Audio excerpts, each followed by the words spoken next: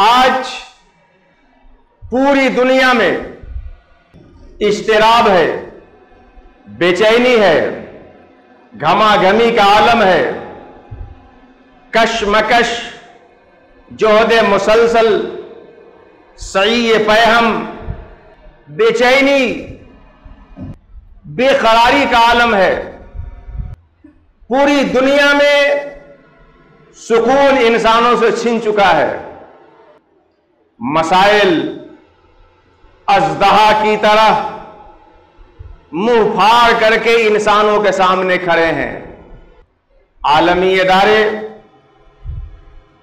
سال میں 1-2 اجلاس بلا کر سربراہان مملکت کے چند بیانات کروا لیتی ہیں، اور شاید انہیں لگتا ہے کہ شاید مسئلے کا حل ہو جائے گا یا ہو گیا ہے، لیکن مسائل ان اجلاس سے پہلے جیسے رہتے ہیں ویسے ہی بعد میں بلکہ اس سے زیادہ ہو جاتے ہیں۔ انسانی وجود اور زندگی کے مسائل کم نہیں ہو رہے ہیں۔ آج انسانوں کے بیچ جو مسائل ہیں، سمسیایں ہیں، انہیں ہم 2 کیٹیگری میں لا سکتے ہیں، ڈیوائیڈ کر سکتے ہیں۔ ایک وہ مسائل جو پوری انسانیت کو اپنے چپیٹ میں لے رکھی ہے، اور ایک وہ مسائل جس کا تعلق ہماری ذات اور ہمارے وجود سے ہے۔ 2 طرح کے مسائل، اس کو دوسرے لفظوں میں آپ کہنا چاہیں تو یوں کہہ سکتے ہیں، معاشرتی زندگی کے مسائل اور انفرادی زندگی کے مسائل، اجتماعی زندگی کے مسائل، انفرادی زندگی کے مسائل۔ اس کو آپ اگر بہت خالص اصطلاح میں لا کر کہنا چاہیں تو اس کو یوں کہہ سکتے ہیں، فیما بینہ و بین العباد جو مسائل ہیں وہ، اور فیما بین الناس و فیما بین العبد و بین اللہ جو مسائل ہیں وہ، انسانوں سے جو مسائل ہیں اور انسانوں کے اللہ تعالی کی طرف نسبت کرتے ہوئے جو مسائل ہیں۔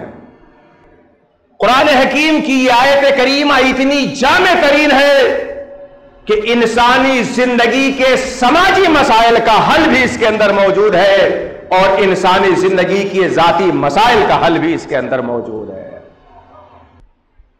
پہلا پوائنٹ، یا ایھا الناس انا خلقناکم من ذکر و انثی وجعلناکم شعوبا وقبائل لتعارفوا، یہ انسانی زندگی کے سماجی مسائل کا حل ہے۔ اور ان اکرمکم عند اللہ اتقاکم، یہ انسانی زندگی کے ذاتی مسائل کا حل ہے۔ اور یہ دونوں مسائل میڈیا میں افواہ پھیلا کر کے حل نہیں ہو سکتے۔ دونوں مسئلوں کو حل کرنے کے لیے قرآن نے جو فارمولہ دیا ہے اسے زمین پہ اتارنا ہوگا، اور اللہ خوب خبر رکھنے والا، اللہ خوب علم رکھنے والا ہے۔ تو اس آیت کے 3 اہم پوائنٹ ہیں۔ پہلا پوائنٹ، یا ایھا الناس انا خلقناکم من ذکر و انثی وجعلناکم شعوبا وقبائل لتعارفوا۔ دوسرا پوائنٹ، ان اکرمکم عند اللہ اتقاکم۔